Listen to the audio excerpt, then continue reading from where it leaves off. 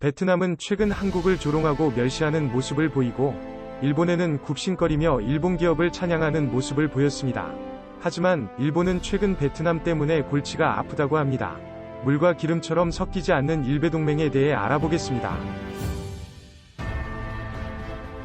일본은 베트남 때문에 골치가 아프다고 했습니다. 왜냐하면 최근 일본 내의 베트남인의 범죄가 높아지고 있는데, 베트남은 중국을 제치고 일본 내 범죄율 1위를 기록했기 때문입니다. 일본의 베트남인들의 범죄가 많아진 이유는 무엇일까요? 바로 베트남의 기능 실습생들이 대량으로 입국했기 때문입니다.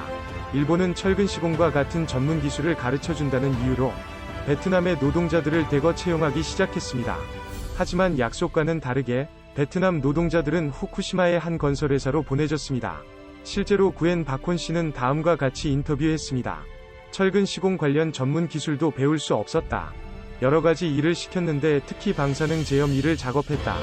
그리고 기능 실습생들에게 법정급여보다 낮은 급여를 지급하고 일본인들이 기피하는 일을 시키는 등의 갑질을 일삼았습니다. 뿐만 아니라 일본인들은 베트남 노동자들에게 인간 이하의 취급을 하기도 했습니다. 일본인은 베트남 노동자의 목에 줄을 묶고 네 발로 공사장 현장을 걸어다니도록 했고, 마치 개처럼 대하는 행동도 서슴지 않았습니다. 사실 베트남은 강대국들과 많은 전쟁을 치러내며 모두 승리한 경험을 가지고 있고, 미국과의 전쟁에서도 승리하였기 때문에 베트남 국민들은 큰 자부심을 가지고 있습니다. 그렇기 때문에 일본의 이러한 행동이 일부 베트남인들에게는 큰 화를 불러일으켰고, 베트남 기능 실습생이 공사 현장의 상사를 폭행하는 사건도 있었습니다.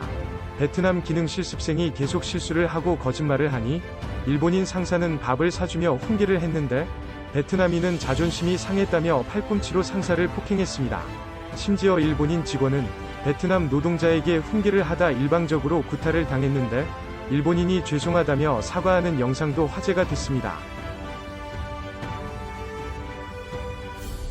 이렇게 물과 기름처럼 일본의 문화와 베트남의 문화는 서로 섞일 수가 없는 상극의 문화였습니다. 현재 베트남은 일본 내의 유학생 비율이 두 번째로 높은데, 일본 사회에서 적응하지 못한 베트남인들은 외국인 범죄 조직을 결성하여 트랙터 절도, 위조 지폐 제조, 마약 유통 등 중대한 범죄를 저지르고 있다고 합니다. 그리고 베트남 범죄자들이 훔친 물건들은 베트남 시장으로 유통되어 염가에 판매될 정도로 이미 베트남의 범죄 조직은 규모화되어 있다고 합니다. 이런 베트남인들의 일본 내의 범죄를 퇴치하겠다며 일본의 경찰을 대신하여 일본 야쿠자들이 나서서 범죄 조직을 토벌해주는 일까지 한다고 알려져 정말 코미디 같은 상황이 펼쳐지고 있다고 합니다. 최근 한국을 조롱하며 서로 힘을 합쳤던 일베동맹, 영원할 것 같았던 일본과 베트남의 동맹은 이렇게 서로에게 상처만을 남기며 점점 그 관계가 무너지고 있습니다. 이상 오빠 알겠다 였습니다. 시청해주셔서 감사합니다.